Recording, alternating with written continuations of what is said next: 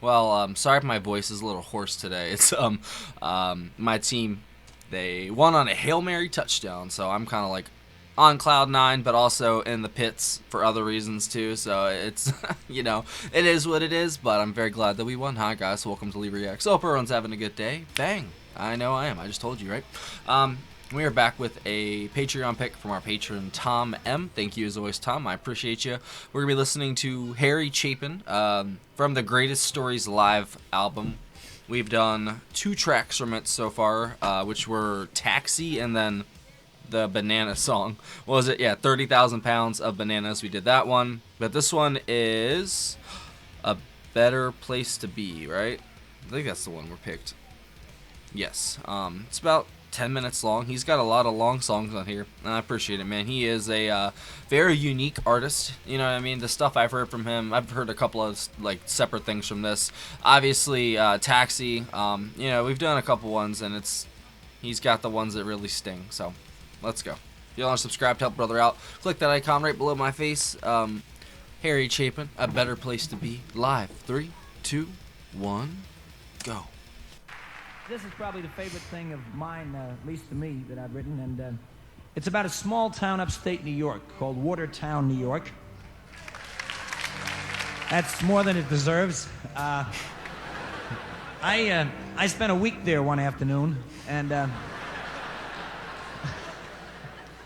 I came away with this story, which is a rather, strange tale of a little midnight watchman, a rotund waitress, and a girl he picks up one night, and it's called A Better Place to Be. There we go.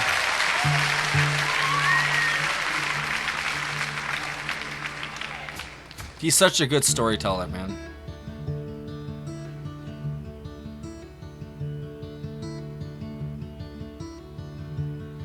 It was an early morning ballroom, and the place just opened up, and the little man came in so fast, and they started at his cups. And the broad who served the whiskey, she was a big old friendly girl who tried to fight her empty nights by smiling at the world. And she said, "Hey bub, it's been a while since you've been around. Where the hell you've been hiding, and why you look so down?" Well, the little man just sat there like he'd never heard a sound. The waitress, she gave out with a cough, and acting not the least put off, she spoke. Once again, she said, "I don't want to bother you. Consider it's understood. I know I'm not no beauty queen, but I sure can listen good." And the little man took his drink in his hand, and he raised it to his lips. He took a couple of sips, and then he told the waitress this story.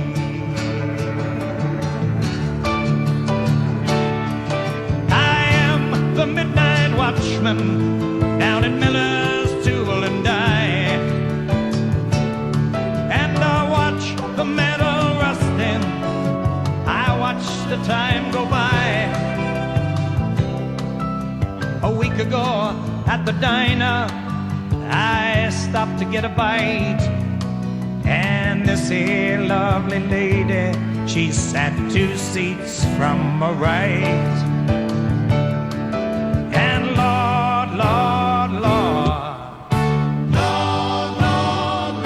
She was all right. You see, she was so damn beautiful that she could warm a winter frost. But she looked long past lonely, and well nigh found her lost. Now I'm not much of a mover or a pick-em-up easy guy, but I decided to glide on over and give her one good try.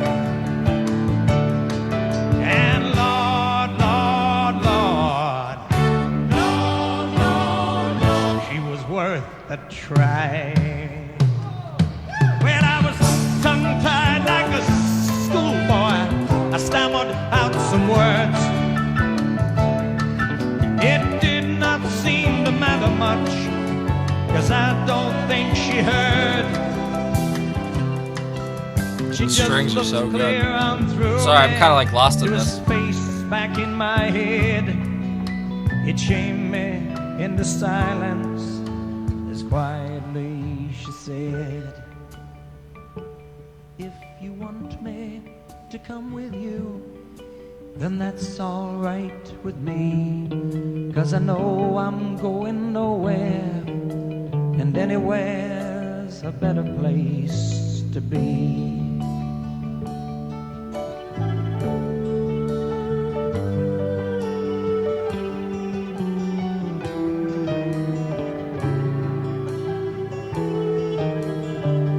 Anywhere's a better place to be. Man, I feel that sometimes, bro. Well, I drove on to my boarding house, and I took her up to my room, and I went to turn on the only light to brighten up the gloom. But she said, please leave the light off. Oh, I don't mind the dark. And as the clothes all tumbled round her, I could hear my heart.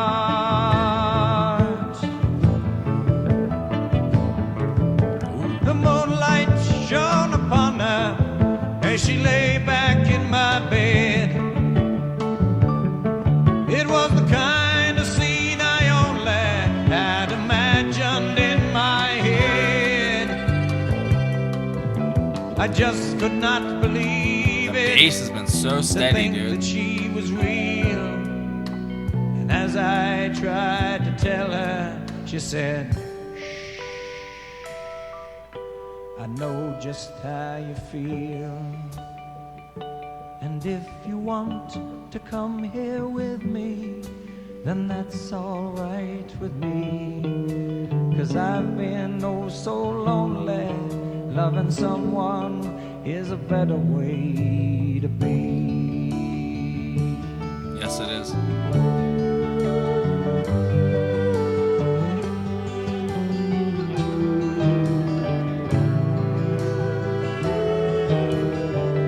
Anywhere's a better place to be.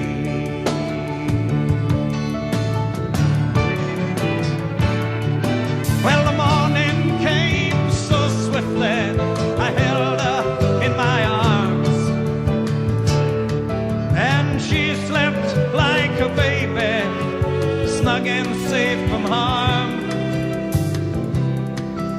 I did not want to share her or dare to break the mood, so before she woke, I went out to buy us both some food.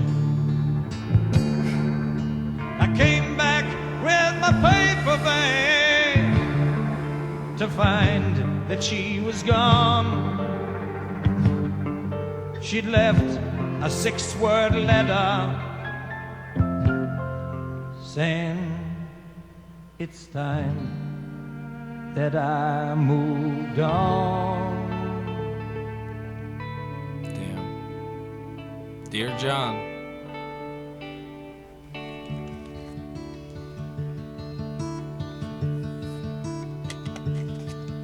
You know the waitress, she took her bar rag and she wiped it across her eyes.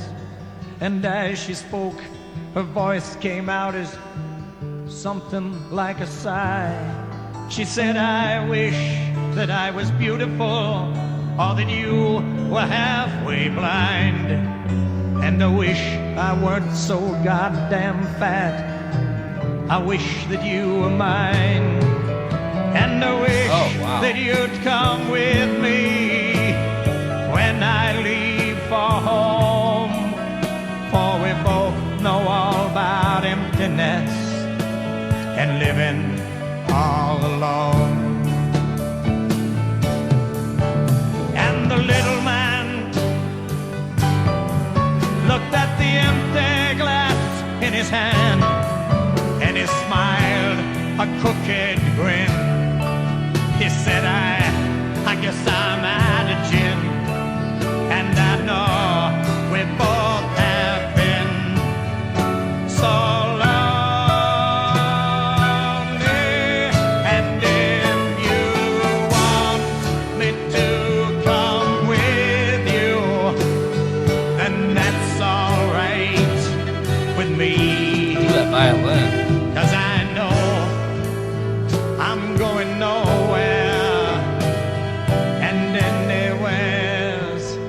a better place to be. Yeah. Damn. What an intricate story that was. He just told him. That didn't even feel like 10 minutes. That felt like 3 minutes. That's crazy, man. He's such a good storyteller. Like I said in the beginning, he is like one of the best at doing that. Like just telling you a story through music, and you don't even mind just the time that he takes to tell it, you know? Because sometimes it's kind of longer songs, and he's basically just doing what he's doing, and like the instrumental in the back is usually pretty stripped back, but there was still a lot happening, you know? It was just kind of quieter here than usual. It gave Harry more space to I don't know, operate and do his thing, and you're just so engrossed in what he's saying. I think the acoustic guitar, I think the violin, the piano, literally almost every instrument that they used in this instrumental was just superb. Like, it was really kind of low, but you could hear it, and it was so clear, but it was really low. It was really cool.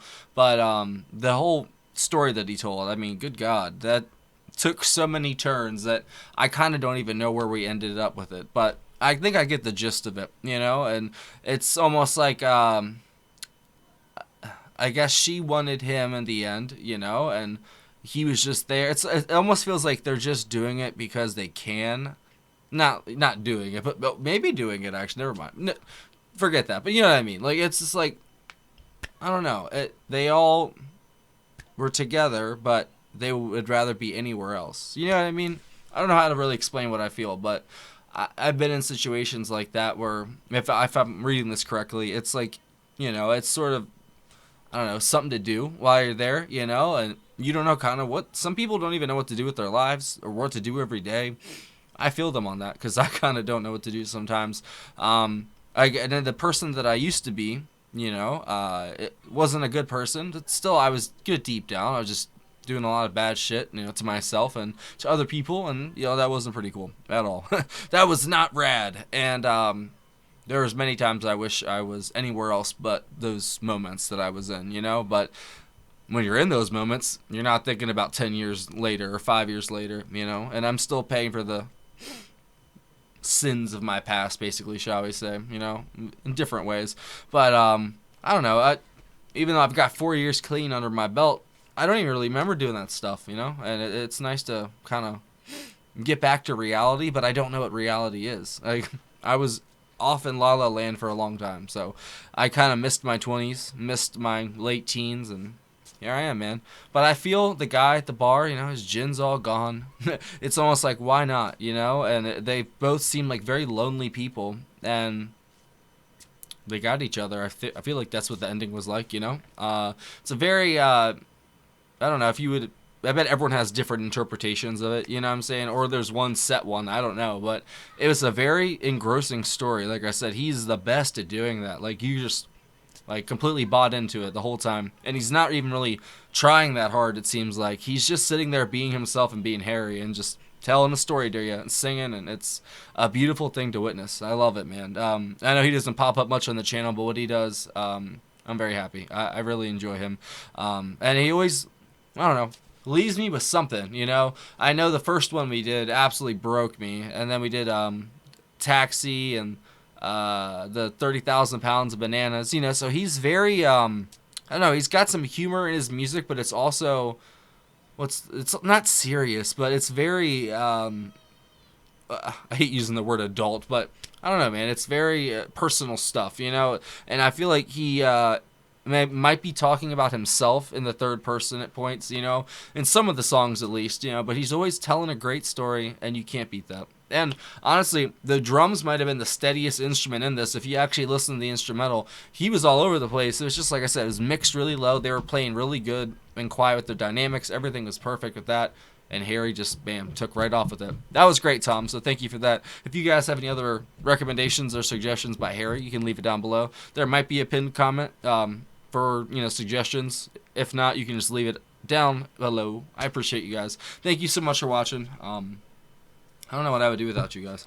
All right. Oh, my bad. Okay, so it is There's Harry Chapin on guitar and vocal. These damn kids running back and forth. Sorry, that's why I'm trying to like hurry up. They're just screaming and running back and forth. Ron Bakov. Oh wow.